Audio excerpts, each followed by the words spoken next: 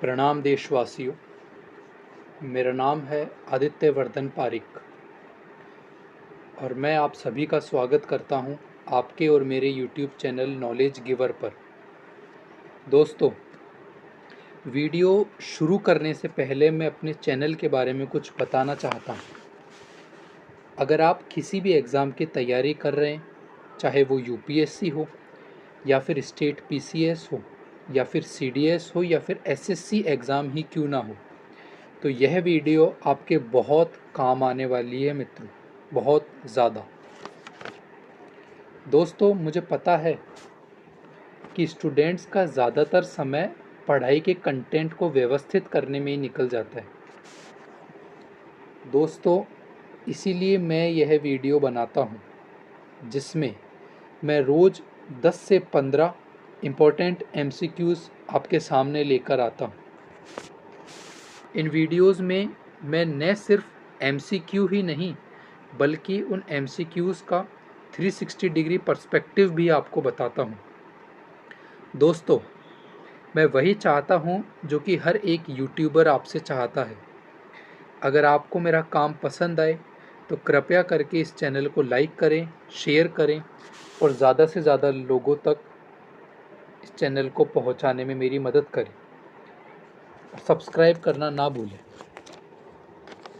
तो चलिए, आपका ज़्यादा समय व्यर्थ ना करते हुए शुरू से शुरू करते हैं। दोस्तों, जैसा कि आप अपनी स्क्रीन पर देख पा रहे हैं, सामने मैंने मेरी इंस्टाग्राम ID भी दे रखी है जो कि है APPAREEK00। आप इंस्टाग्राम पर जाके भी मेरे को वहाँ पर फॉलो कर सकते हैं। तो चलिए शुरू से शुरू करते हैं। दोस्तों, सबसे पहला क्वेश्चन है आपके सामने, प्रधानमंत्री जन धन योजना हैज़ बीन लॉन्च्ड फॉर। ये क्वेश्चन UPSC का प्रीवियस ईयर क्वेश्चन है। अब गाइज, इसके अंदर आपके सामने 3 ऑप्शन है। ऑप्शन ए है providing financial help to marginalised communities. Option B है promoting financial inclusion in the country. Option C है promoting self help group. Guys, इसका जो सही आंसर है वो है option B, promoting financial inclusion in the country. So Pradhan Mantri Jan Dhan योजना को जो लॉन्च किया गया था वो इसलिए लॉन्च किया गया था ताकि अपने कंट्री के अंदर जो फाइनेंशियल इंक्लूजन है उसको प्रमोट किया जा सके। अब आपके मन में सवाल आ रहा होगा कि फाइनेंशियल इंक्लूजन क्या होता है। तो आसान से शब्दों के अंदर आप यूँ समझ लीजिए कि फाइनेंशियल इंक्लूजन का मतलब ये होता है दोस्तों कि जितनी भी फाइनेंस से रिलेटेड एक्टिविटीज़ हैं उन सबको डिजिटल वे में करना। आगे वाली स्लाइड में आपको और समझाता हूँ। देखिए, आप अपने फ़ोन पर देख पा रहे हैं प्रधानमंत्री जन धन योजना। अब देखिए, universal access to bank services, sorry हाँ ये देखिए, universal access to bank services, creation of credit guarantee fund, financial literacy programme, pension scheme for unorganised sector, basic savings bank accounts with overdraft facility of ₹10,000 to every household, micro insurance. दोस्तों, ये कुछ 6 pillars हैं प्रधानमंत्री जन धन योजना के। Universal access to banking services, इसका मतलब ये हुआ कि दूर दराज के जो इलाके हैं, गांव जो है, वहाँ पर भी अपने को बैंक खोलने, स्मॉल फाइनेंस बैंक खोलने। Creation of credit guarantee fund, credit guarantee fund का मतलब ये हुआ दोस्तों कि लोन देना हमें आसान करना है। फॉर एग्जांपल, आपको पता है कि गांवों के अंदर अभी भी बहुत सारे गांव ऐसे हैं जहाँ पर ज़मींदारी सिस्टम चलता है। तो उसी ज़मींदारी सिस्टम को ख़त्म करते हुए अपने को क्रेडिट गारंटी स्कीम को लेके आना। फाइनेंशियल लिटरेसी प्रोग्राम, ये कुछ 6 पिलर्स है प्रधानमंत्री जन धन योजना स्कीम की। देखिए, प्रधानमंत्री जन धन योजना स्कीम को लॉन्च किया गया था 2014 के अंदर। इसका जो एम है वो पहला एम है open bank accounts for poor people. दूसरा इसका एम है इजी क्रेडिट फ्लो। क्रेडिट का मतलब होता है गाइस लोन देना। तो जहाँ पर भी वर्ड क्रेडिट यूज़ हो वहाँ आपको समझ लेना है कि क्रेडिट का मतलब होता है लोन। तो प्रधानमंत्री जन धन योजना से रिलेटेड आपको पता होना चाहिए कि इसको लॉन्च किया गया था 2014 के अंदर। सेकंड पॉइंट पता होना चाहिए कि इसके 2-3 बेसिकली मेन एम है। पहला है इजी क्रेडिट फ्लो, यानी कि जो लोन है वो आसानी से दिया जा सके, प्लस इंटरेस्ट रेट जो है वो कम ली जाए।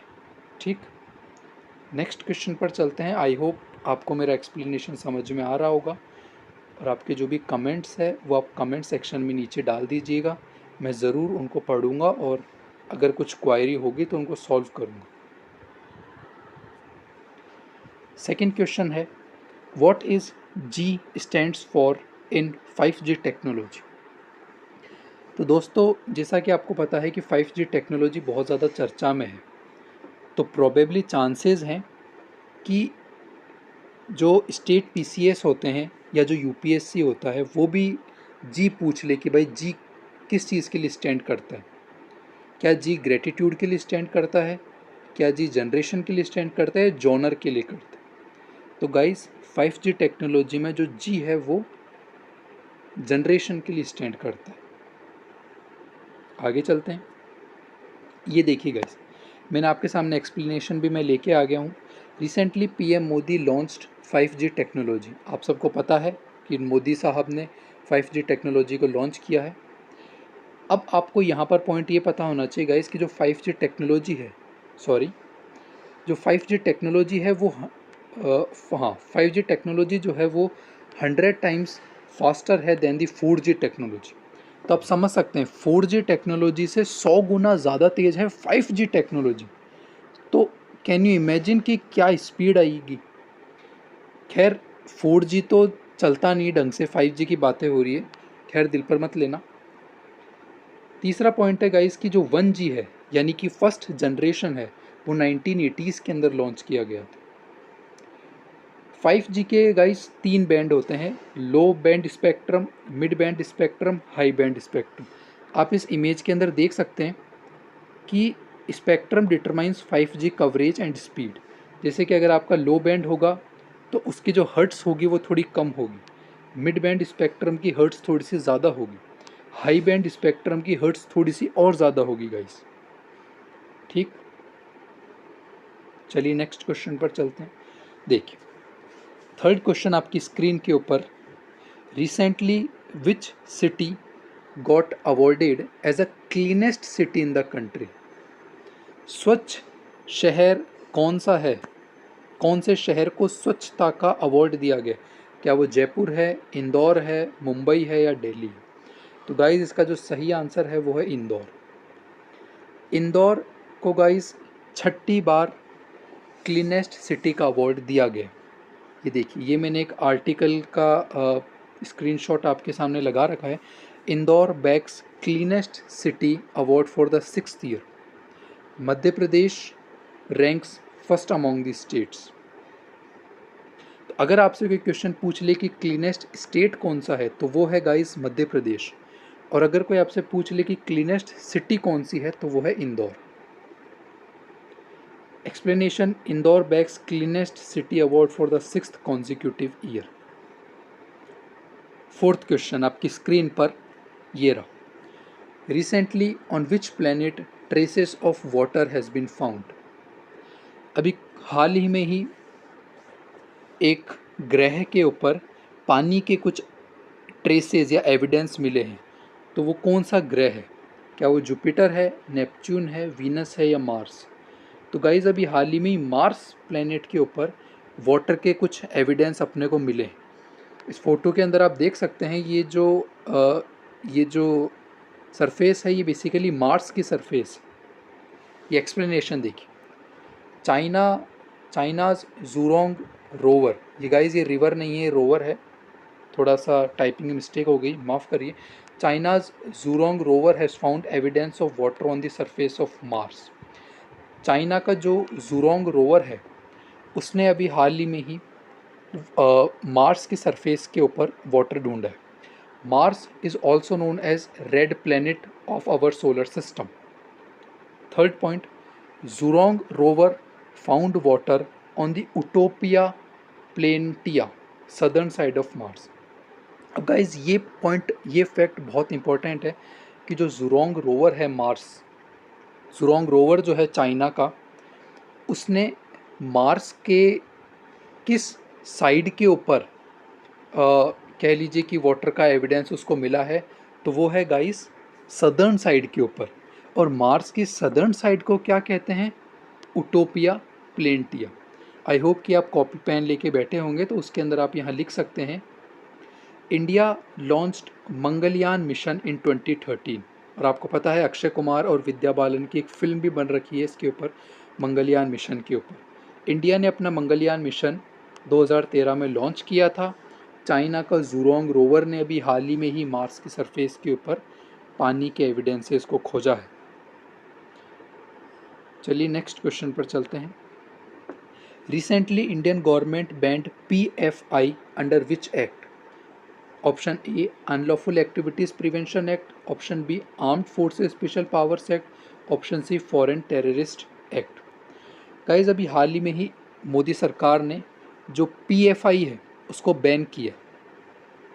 तो सवाल ये है कि जो PFI है उसको किस एक्ट के अंदर में बैन किया गया है? तो वो है guys unlawful activities prevention act के अंडर में PFI को बैन किया गया। आगे इसका एक्सप्लेनेशन है, देखिए गाइस जो UAPA है यानी कि अनलॉफुल एक्टिविटीज़ प्रिवेंशन एक्ट, इसको इनेक्ट किया गया था 1967 के अंदर। इसका एम है to stop activities which are against to the sovereignty and integrity of our country. अब गाइज यहाँ पर वर्ड यूज़ हुआ है सोवर्निटी एंड इंटीग्रिटी। बच्चे क्या करते हैं, इन दोनों शब्द को रट लेते हैं, लेकिन जो UPSC है वो क्या करता है, सोवर्निटी और इंटीग्रिटी दोनों से सेपरेट सेपरेट क्वेश्चन भी गाइज बना देते हैं। तो आपको डिटेल्ड पता होना चाहिए कि सोवर्निटी या संप्रभुता का मतलब क्या होता है और इंटीग्रिटी का मतलब क्या होता है। थर्ड पॉइंट है under section 13 of UAPA Indians as well as foreigners both can be charged. तो आपसे हो सकता है कि क्वेश्चन ये पूछ लिया जाए कि UAPA के किस सेक्शन के अंडर में इंडियंस और फॉरेनर्स दोनों को चार्ज किया जा सकता है, तो वो है guys section 13। Fourth point, punishment is also very stringent. What is the full form of PFI? Popular front of India, या ऑप्शन बी है पॉपुलेशन फ्रंट ऑफ इंडिया। तो गाइस PFI की फुल फॉर्म होती है पॉपुलर फ्रंट ऑफ इंडिया। अब हो सकता है कि यहाँ पर तो आपको लग रहा हो कि ये क्या है, हमें तो याद है, लेकिन जब UPSC का एग्ज़ाम आप देते हैं तो इतना ज़्यादा प्रेशर रहता है कि पॉपुलर और पॉपुलेशन बच्चे कंफ्यूज हो जाते हैं। तो ध्यान रखिएगा अपने को यहाँ पर गलती नहीं करनी है। PFI की फुल फॉर्म होती है पॉपुलर फ्रंट ऑफ इंडिया, ना कि population front of India, right. चलिए इसका एक्सप्लेनेशन पर चलते हैं। ये देखिए गाइस जो PFI है वो एक मुस्लिम पॉलिटिकल ऑर्गेनाइजेशन है। इसको फॉर्म किया गया था 2006 के अंदर and it was banned due to its active radicalisation policy. अब गाइज रेडिकलाइजेशन का मतलब क्या होता है पहले वो समझिए। देखिए रेडिकलाइजेशन का मतलब होता है कि जब आप लोगों के अंदर कम्युनलिज्म की भावना पैदा करते हैं, फॉर एग्जांपल आप जब लोगों को धर्म के नाम पर बांटने की कोशिश करते हैं तो उस पॉलिसी को अपन रेडिकलाइजेशन कहते हैं। तो वैसे ही ये जो PFI है ये लोगों को रेडिकलाइजेशन के ऊपर, कम्युनलिज्म के ऊपर बांटने की कोशिश करता है।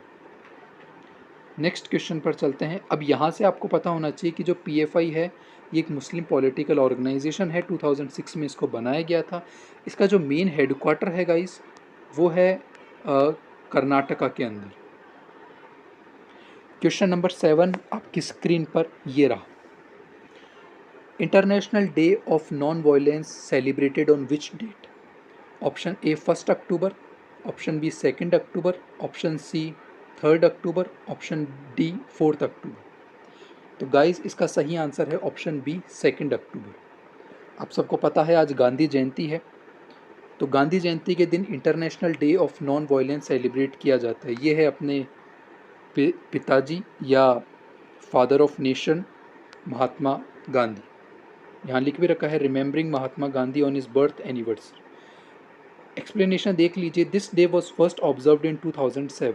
International day of non violence 2 अक्टूबर को मनाया जाता है, प्लस इसको सबसे पहली बार ऑब्जर्व किया गया था 2007 के अंदर। This day celebrated in the memory of Mahatma Gandhi. अब गाइज जब यूपीएससी क्वेश्चन देगा तो international day of non violence में हो सकता है कि वो ऑप्शन में 2 अक्टूबर भी डाल दे और 30 जनवरी भी डाल दे और 31 जनवरी भी डाल दे। तो बच्चे कंफ्यूज हो जाएंगे कि 2 अक्टूबर होगा कि 30 जनवरी होगा। ध्यान रखना है 30 जनवरी एकदम ही अलग कॉन्सेप्ट है गांधी जी का, 2 अक्टूबर को वो जन्मे थे। ध्यान रहेगा। ठीक। क्वेश्चन नंबर 8 आपकी स्क्रीन पर। Recently in which city India's largest CNG plant was introduced. हाल ही में ही भारत के किस शहर में सबसे बड़ा सीएनजी प्लांट का उद्घाटन किया गया है। Option A Jaipur, option B Delhi, option C Bhavnagar, option D Varanasi. तो गाइस इसका सही आंसर है ऑप्शन सी भावनगर। हाल ही में ही पीएम श्री नरेंद्र मोदी जी ने भावनगर या गुजरात के अंदर सीएनजी प्लांट का उद्घाटन किया है। गाइस यहाँ आप देख सकते हैं PM Narendra Modi visit to Gujarat. Surat के अंदर भी मोदी जी गए हैं और भावनगर के अंदर भी गए हैं। ये देखिए 5200 करोड़ का गाइस ये पूरा का पूरा सीएनजी टर्मिनल का प्रोजेक्ट है। ये देखिए। अब गाइस यूपीएससी यहाँ से क्वेश्चन पूछ सकता है कि सीएनजी की फुल फॉर्म होती है compressed natural gas.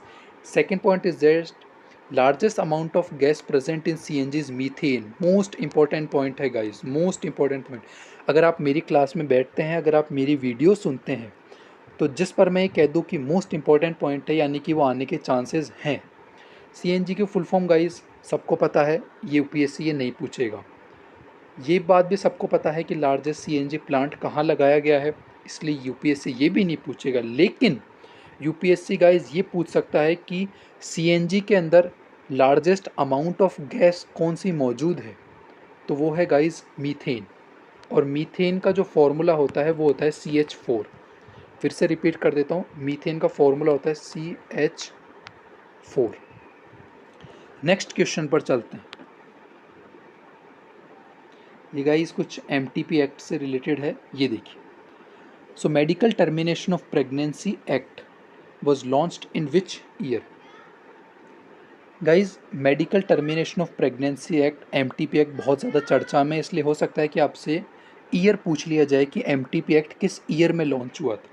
Option A 1991, option B 1975, option C 1981, option D 1971। तो guys medical termination of pregnancy यानी कि एमटीपी एक्ट को लॉन्च किया गया था 1971 के अंदर। ये देखिए guys MTP act was enacted in 1971। Most important point है, प्लीज़ नोट डाउन कर लीजिए अपनी कॉपी पेन जिसमें भी आप लिख रहे हैं। क्वेश्चन सेकंड पता होना चाहिए कि section 375 of IPC deals with rape. भले ही आप लॉ स्टूडेंट नहीं हो, लेकिन medical termination of pregnancy act इतना ज़्यादा चर्चा में कि आपको पता रहना चाहिए कि इंडियन पीनल कोड के अंदर रेप से रिलेटेड जो धारा है, जो सेक्शन है, वो है section 375 of IPC. Third point ये है, but there is an exception in section 375 that is marital rape. बहुत इंपॉर्टेंट पॉइंट है गाइस, एक्सेप्शन भी है सेक्शन 375 के अंदर मैरिटल रेप।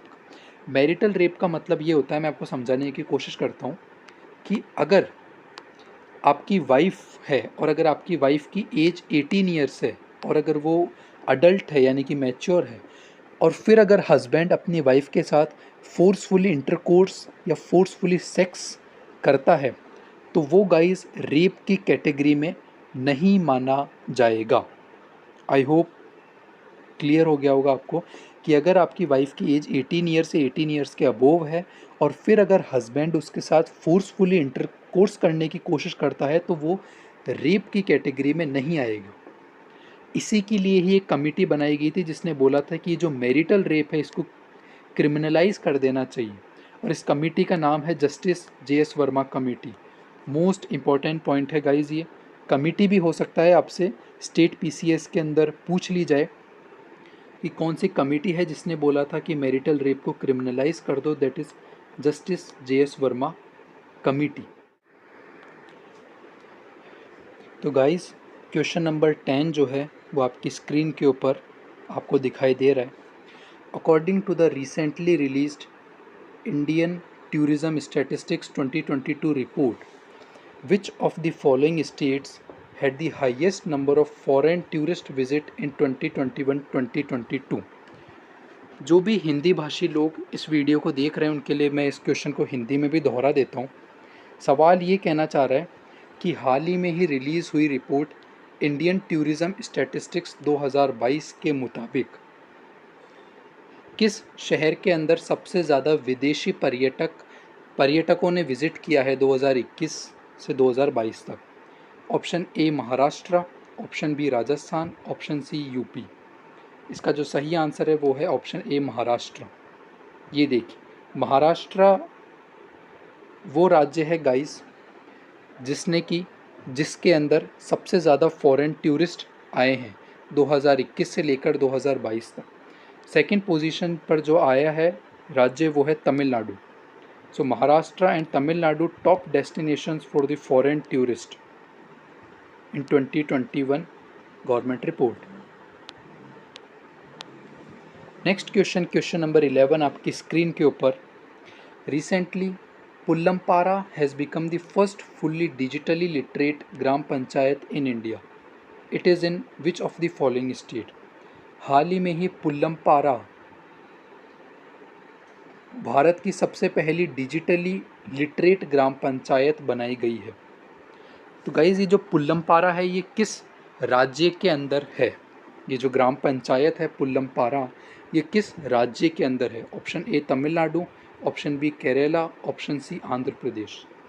तो गाइज़ ये जो पुल्लमपारा है जो कि इंडिया की सबसे पहली first fully digitally literate gram panchayat है। अब यहाँ पर दो कीवर्ड्स है। पहला कीवर्ड है डिजिटली, दूसरा कीवर्ड है गाइज़ लिटरेट।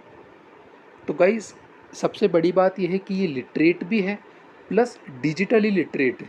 कहने का मतलब है कि यहाँ के जो लोग बाग शिक्षित तो है ही, लेकिन उन्होंने शिक्षा डिजिटल बोर्ड के माध्यम से ग्रहण करी है, यानी कि उन्होंने जो है सोशल मीडिया प्लेटफॉर्म्स का यूज़ किया है। लाइक आपको पता है अनअकैडमी, बायजूस, बहुत सारे ऐसे ऑनलाइन प्लेटफॉर्म्स हैं जिनको अपन डिजिटल प्लेटफॉर्म्स कहते हैं। तो वो डिजिटल में भी आगे हैं प्लस लिटरेट भी है। तो गाइज़ ये जो पुल्लमपारा है ये आती है आपकी केरला राज्य के अंदर।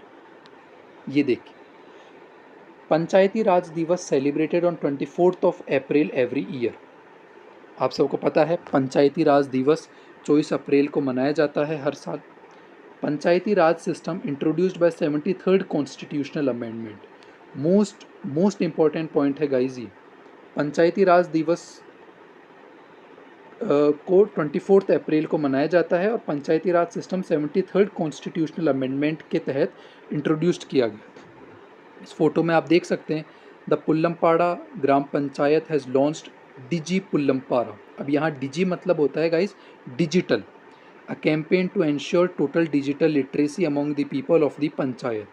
या पढ़ लीजिएगा फ़ोटो को, ये फ़ोटो इतना इम्पोर्टेंट नहीं है। जो इम्पोर्टेंट है वो ये है कि पुल्लमपारा किस राज्य के अंदर में है, तो वो मैंने आपको बता ही दिया है, केरला में है। प्लस पंचायती राज सिस्टम को 73rd कॉन्स्टिट्यूशनल अमेंडमेंट के तहत लाया गया था और पंचायती राज डे या दिवस 24 अप्रैल को मनाया जाता है। गांधी जी का एक सपना था जिसको अपन लोकल सेल्फ गवर्नमेंट का कहते हैं, कि वो जो है 3 tyre structure system Mahatma Gandhi ji लाना चाहते थे। चलिए क्वेश्चन नंबर 12 आपकी स्क्रीन के ऊपर। Vande Bharat train are also known as. Option A train 15, option B train 16, option C train 17 या ऑप्शन डी ट्रेन 18। तो गाइज वंदे भारत ट्रेन को अपन ट्रेन 18 के नाम से भी जानते हैं। यहाँ पर आप देख सकते हैं ये श्री नरेंद्र मोदी जी अपने भारत के प्रधानमंत्री, और ये जो है ट्रेन 18 या वंदे भारत ट्रेन को जो है हरी झंडी दिखाकर रवाना कर। चलिए इसके एक्सप्लेनेशन पर चलते हैं। ये देखिए, PM Modi launched upgraded version of Vande Bharat express between Gandhinagar and Mumbai. So Modi ji ने जो है वंदे भारत एक्सप्रेस का एक अपग्रेडेड वर्जन लॉन्च किया है गांधीनगर से मुंबई के बीच में। Vande Bharat trains are built at ICF Chennai. अब गाइज आप ये सोच रहे होंगे कि आईसीएफ क्या है। आईसीएफ जो है वो एक तरह की फैक्ट्री है जहाँ पर ये वंदे भारत ट्रेन के पार्ट बनाए जाते हैं। ये जो आईसीएफ की फैक्ट्री है गाइस ये है चेन्नई के अंदर। Vande Bharat train speed is also greater than Shatabdi express. Currently India के अंदर गाइज 2 वंदे भारत ट्रेन चल रही है। पहली जो है वो है दिल्ली से वाराणसी चलती है, और दूसरी जो है वो कटरा तक चलती है। चलिए, क्वेश्चन नंबर 13 आपकी स्क्रीन के ऊपर। What is the rank of India in the recently released Global Innovation Index? हाल ही में ही रिलीज़ करी गई ग्लोबल इनोवेशन इंडेक्स में भारत की क्या रैंक है? ऑप्शन ए 40th रैंक है, ऑप्शन बी 45th रैंक है, ऑप्शन सी 132 रैंक है, ऑप्शन डी 145 रैंक है। तो गाइज इसका राइट आंसर है ऑप्शन ए 40 रैंक। ये क्वेश्चन बहुत इंपॉर्टेंट क्वेश्चन है गाइज। यूपीएससी बहुत बार ऐसा क्वेश्चन पूछ चुकी है और पूछेगी कि ग्लोबल इनोवेशन इंडेक्स कौन रिलीज़ करता है, इंडिया की क्या रैंक आई है, कौन सा स्टेट है इंडिया के अंदर जो कि इनोवेशन टेक्नोलॉजी के अंदर सबसे आगे है। यहाँ देख सकते हैं आप 2015 के अंदर अपन 81 पोजीशन पर थे और 2022 के अंदर अपन 40th पोजीशन पर आ गए। तो गाइज इंडिया की रैंक ग्लोबल इनोवेशन इंडेक्स 2022 के अंदर 40th रैंक। चलिए इसके एक्सप्लेनेशन पार्ट पर मूव ऑन करते हैं। ये देखिए guys, World intellectual property Organization जो है ग्लोबल इनोवेशन इंडेक्स को बेसिकली रिलीज करता है। Which organization releases the Global Innovation Index? Option A NITI Aayog, option B World intellectual property Organization, option C United Nation. So right answer है इसका option B World intellectual property organisation. तो I hope कि आपको समझ में आ रहा होगा कि ग्लोबल इनोवेशन इंडेक्स जो है उसमें इंडिया की क्या रैंक आई है, 40th रैंक आई है, प्लस ये देखिए इंडिया की जो रैंक आई है वो 40th रैंक आई है। फर्स्ट कंट्री जो आई है ग्लोबल इनोवेशन इंडेक्स में वो है guys Switzerland. World intellectual property organisation established हुआ था 1967 के अंदर। ये एक एजेंसी है यूएन की। लास्ट कंट्री जो गाइस आई है ग्लोबल इनोवेशन इंडेक्स ऑफ 2022 के अंदर, दैट इज़ गिनिया, और 132 कंट्रीज़ ने इसमें पार्टिसिपेट किया था। Headquarter of world intellectual property organisation guys Geneva Switzerland के अंदर है। तो जो मोस्ट इंपॉर्टेंट पॉइंट है वो है इंडिया की क्या रैंक है, 40 रैंक है। किस में है? ग्लोबल इनोवेशन इंडेक्स के अंदर है। कौन रिलीज़ करता है? World intellectual property organization release करता है। फर्स्ट रैंक किसकी आई है? स्विट्ज़रलैंड की आई है। कब ये एजेंसी इस्टेब्लिश हुई थी? तो गाइज 1967 के अंदर ये एजेंसी इस्टेब्लिश हुई थी। गाइज क्वेश्चन नंबर 15 आपकी स्क्रीन के ऊपर ये रहा। Who became the new CDS of our country? हाल ही में ही आपको मालूम है नए चीफ ऑफ डिफेंस स्टाफ की नियुक्ति करी गई है बिपिन रावत जी की मृत्यु के बाद।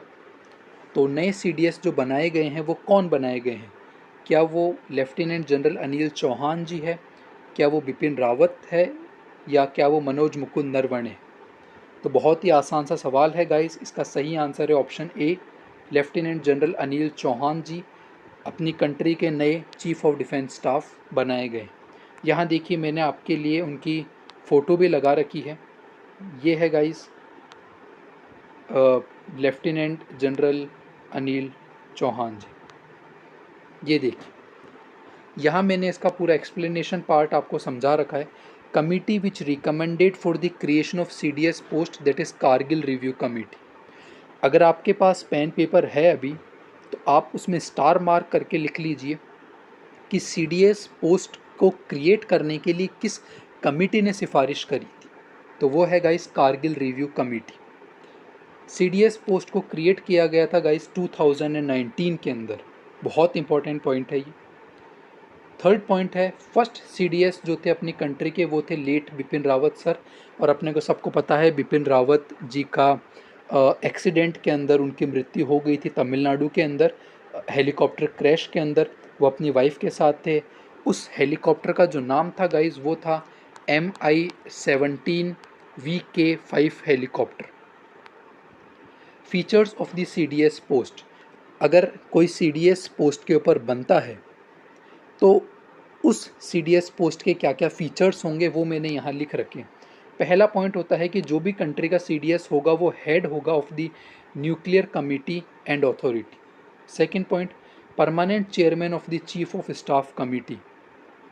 Third point, CDS is the synergy role, play a synergy role between Army, Navy and Air Force. Anil Chauhan sir, major operations. Guys, Anil Chauhan ji, जिनको हाल ही में ही अपने कंट्री का चीफ ऑफ डिफेंस स्टाफ के पद पर नियुक्त किया गया है, तो उन्होंने दो महत्वपूर्ण ऑपरेशंस को लॉन्च किया था। सबसे पहला ऑपरेशन था 2019 के अंदर retaliatory air strike against Pakistan. Guys, सबको पता है कि पाकिस्तान जो है वो कैसा देश है, टेररिज्म से भरा देश है, और इसी के लिए ही 2019 में इंडिया ने रिटेलिटरी एयर स्ट्राइक करी थी। रिटेलिटरी एयर स्ट्राइक का मतलब हुआ पहले उसने किया था। आप सबको पता है बालाकोट एयर स्ट्राइक की मैं यहाँ पर बात कर रहा हूँ। सेकंड जो बहुत महत्वपूर्ण ऑपरेशन है जो कि अनिल चौहान जी ने लॉन्च किया था, या इनमें इनका महत्वपूर्ण योगदान था, वो ऑपरेशन है गाइस ऑपरेशन सनराइज। ये ऑपरेशन सनराइज इंडिया और म्यांमार के बीच में लॉन्च किया गया। ये देखिए यहाँ पर मैंने CDS के बारे में लिख रखा है। The CDS is a 4 star general officer. जो भी CDS होता है कंट्री का, वो 4 स्टार जनरल ऑफिसर होता है। अब इस स्लाइड में से आपको क्या क्या पॉइंट को नोट डाउन करना है वो मैं आपको बता देता हूँ। फर्स्ट पॉइंट आपको ये नोट डाउन करना है गाइस कि CDS पोस्ट के लिए सिफारिश किस कमेटी ने करी थी, तो वो है Kargil review committee. Second point, CDS post को क्रिएट किया गया था 2019 में। थर्ड पॉइंट, ऑपरेशन सनराइज़ क्या है? ऑपरेशन सनराइज़ एक मिलिट्री आउटफिट ऑपरेशन है जो कि इंडिया और म्यांमार के बीच में लॉन्च किया गया था। अगर आपको ज़्यादा डिटेल्ड में जानना है ऑपरेशन सनराइज़ के बारे में, तो मेरी पिछली वीडियो पर आप विज़िट कर सकते हैं जो कि मैंने इसी चैनल पर बना रखी। उसमें मैंने आपको डिटेलली समझा रखा है कि ऑपरेशन सनराइज़ के 2 फेज़ है, फेज़ 1, फेज़ 2। सो मैं आशा करता हूँ, आई होप कि आपको मेरा काम पसंद आया होगा, मेरी वीडियो पसंद आई होगी। और अगर आपको मेरा वीडियो पसंद आया तो कृपया करके इस वीडियो को लाइक करें, शेयर करें और चैनल को सब्सक्राइब करना ना भूलें। बहुत बहुत धन्यवाद। मैं आशा करता हूँ आपका दिन शुभ जाए। Thank you.